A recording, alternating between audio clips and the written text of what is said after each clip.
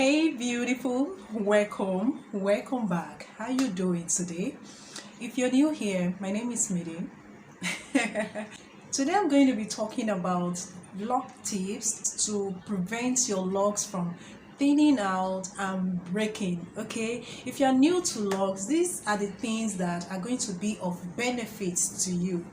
All right, and if you have been experiencing it and you don't know why it is happening, today you should be able to know why your locks are thinning and why they are breaking. Okay, so tip number one is retwisting of your locks. Okay, if what you are using to maintain your lock is retwisting, then in order for you to prevent the lock from thinning out, you shouldn't retwist your hair too often. It's like if you have been retwisting your hair like 2 weeks, 3 weeks interval, and you are experiencing thinning of your hair, breakage, at the edges or maybe other parts of your hair, then you should extend interval between the time you retwist your hair. So instead of retwisting it 2 weeks or 3 weeks interval, then you should start to give it like 5 to 6 weeks interval. There are so many people that go more than that. There are people that retwist their hair like thrice a year, once a year. It depends on your lifestyle and it depends on what you are after. Okay, there are people that started their laws like semi-freeform locks, and people that fall into that category have the tendency to extend the time that they retwist their hair or they interlock, whatever maintenance that they use for their hair. Why retwisting of your hair so often breaks your hair is that when you retwist quite often and tightly, you create tension on your hair. Okay, and this tension breaks the strands of your hair gradually. It is not something that happens suddenly. It happens gradually, and before you get to see the effect, it will take like a while. It is not going to be immediately. That is why you wouldn't know that the method or the routine that you have created is not healthy for your locks. And bear it in mind that your type of hair also will determine how to handle your hair. If you have hair that is sparse, that is not so thick, and it is not coarse, then it means you have fewer strands of hair per meter on your head, like square meter on your head. Okay, let's assume that you cut your hair like this portion. Okay, this portion of your hair that is cut. If your hair is not that thick, if it is not that dense, it means that the number of strands in this portion of your hair is going to be few, and then the more tension that you exert on the hair in that portion, the more strands of hair that are going to be popping and breaking. And it is the breakage of the hair that leads to thinning. Why? Because after the hair must have broken off, they are still going to hang on to your strands of lock. Like this particular picture here, this is something that did not happen overnight. It is something that happened gradually, and the thin part of the hair that you are seeing below is what it's the little the few strands of hair that are still standing. All those that are attached to the locks at the top are the ones that are broken off, and the cause of this is tension. Okay, tension, and it could be due to so many other things, but most of the time it is tension. It could be health related, it could be due to stress, but we all do not react to stressful situation the same way. Okay, there are some people that when they are so stressed, generally their overall health condition deteriorates. Okay, and this could affect your hair as well. But this is something that most of the time is out of your control, but what you can control is how much tension that you apply, you exact on the root of your hair. Okay, do you get what I'm saying? Yeah. Okay, another thing that could create tension on your hair is tight styling of your hair. Yes, styling of locks is beautiful, it's very attractive, but you shouldn't get addicted to it. You shouldn't do it too often, okay? Because when you see these beautiful styles, you might want to try it, all the time, but this is not something that you should do all the time.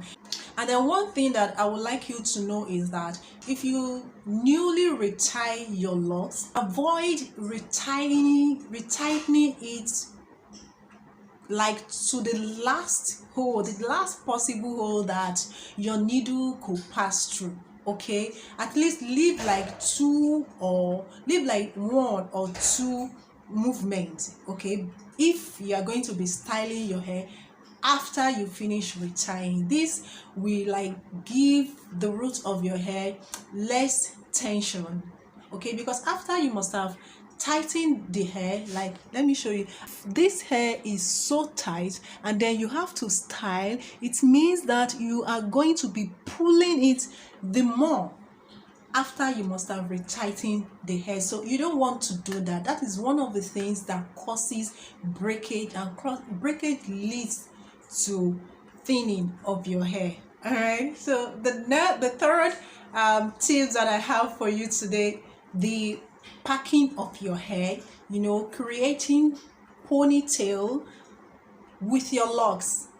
Guys, it is beautiful. I know it is something that I'm even looking forward to, because right now my locks are still so short. Okay, that is the only reason why I have not been doing it. But the secret to packing your hair in ponytail style is to avoid creating tension at the edges of your head. Anytime you pack your hair, make sure that the strands at the front are not packed at the same time that you are packing the rest of your hair. What you should do is, after forming the ponytail, make sure that you reduce the tension at the front of your head by pulling the locks at the front out a bit to reduce the tension that is going to be created at the front. If you love to pack your locks in ponytail style, then you should develop the habit of reducing the tension of the locks after packing it. Even if you don't have locks, your natural hair itself, if you have the habit of packing your hair in ponytail style all the time, is going to break off the hair at the edges. Believe me, it is what had happened to me before, so I know what I'm talking about.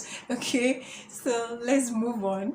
Another thing that you might want to avoid to maintain the integrity of your locks, to avoid thinning of the locks and breaking off of your lock or the strands of your lock, okay, is to avoid binding your hair with rubber band. Okay, rubber band that are naked, like something like this. They are in various sizes. It is not something that you can actually do without, but you don't want to use it quite often and you don't want to leave it in your hair for far too long. Rubber band like this are usually used to bind your locks, like when you have slim, braided locks like this. You want to use the rubber band here at this point to hold the style together. But you know what, you can use your own lock, a strand of lock, to like hold the style together, when you are trying to avoid this rubber band. And if you are the type that pack your lock up this way, like you pack it up here, if it is the kind of style that fits you or you go for like all the time, then you want to make sure that whenever you do that at night, when you are ready for bed, you need to lay down your locks. Okay, you don't want to sleep with it like that. This particular one I have here is something that I use quite often to part the hair, you know, together at the front, at the back I mean. And something like this, you can actually control the tension and how tight it's going to be on your locks, or compared to rubber band that could be very tight. Okay, and when you leave it in your when you leave it in your hair for so long, it creates a kind of dent that will become very difficult to change or remove after a while if it has stayed in your locks for so long. At the portion where the dent is created, that portion could become thin, you know, compared to the rest of the size of your locks. So that is the reason why you want to avoid leaving rubber band on in your locks for too long. I don't want to forget. Okay, don't feel that, oh no, I can never forget that. No, it happens. People do, people forget. And then one of the ways that you can prevent all these mishap with your locks for you to have healthy head of locks is to avoid lint. I've talked about lint and build up so many times on my channel, and I want you to know that lint could also lead to thinning and breaking of your locks. And how does it happen? It happens when lint finds its way into your locks and you don't get to see it immediately. By the time that you take note of it, would have been when it has buried itself deep into your lock. And if you try, you know, to bring it out by using tweezer or pin or anything that you can lay your hand on, because it is so buried in your locks, it becomes very difficult to bring out. And if you are able to bring it out eventually, believe me, you're going to be bringing it out with some strands of hair, and wherever this strands of hair is coming out of your lock, that particular portion would have lost some strands and it will become thinner. Okay, it will become thinner, it will become softer, and it will be liable to thinning eventually. And this is how it happens. This is not it's not as if the length gets into your lock and then your lock becomes thin. No, it is at the process of you trying to bring out the length in your hair that this could happen. So you want to avoid it. One of the ways to avoid length is to make sure that you cover your locks most of the time, especially when you're going to bed. If lint is one of the things that affects you, one of the ways that you can get rid of it easily is for you to dye your hair. If you dye your hair while you have so much lint in the hair that you find it difficult to bring out, you dye the hair such that it blends with the color of your hair. And after you must have done this, then you have to make sure that you prevent the lint or new lint from getting back into your locks. Okay, another way that you could do this is that you might want to cut the hair and, you know, start all over again, because anybody, it could happen to anybody could make mistakes. There are so many people that lint gets into their locks, you know, through the clothing, the type of clothing that you wear. One of the culprits of this is hoodie. Okay, if you have such, most of these hoodie, you know, they are in sweatshirt material. They are usually woolen, and the inside of the wood could deposit lint into your lock. And, you know, at the back, you don't get to see it immediately. By the time you are aware of it, it might be that somebody pointed it out to you, and it is not something you can bring out, especially if your lock is not long, for you to like pull and bring to the front and then, you know, work on it. It is not so. So you want to avoid materials that could deposit, you know, lint, wool, tiny wool into your lock easily. You want to avoid pillowcases that are of wool or cotton material. The best type of pillowcase for you to use when you have lock on is satin pillowcase, or you use satin head cover.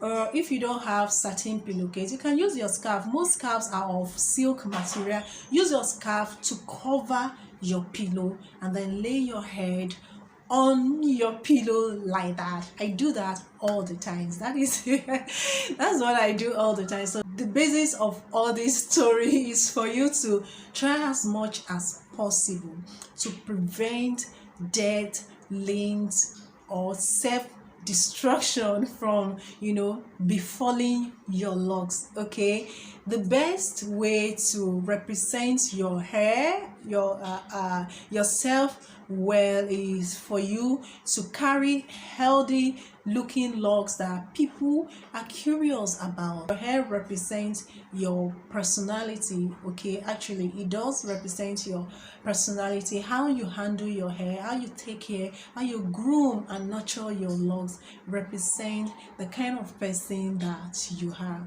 If you don't know this, know now. So that is all, guys. That is all for today. Don't forget to like this video, subscribe to my channel to support the channel, guys, and please stay blessed, stay beautiful, and I'll see you in my next video.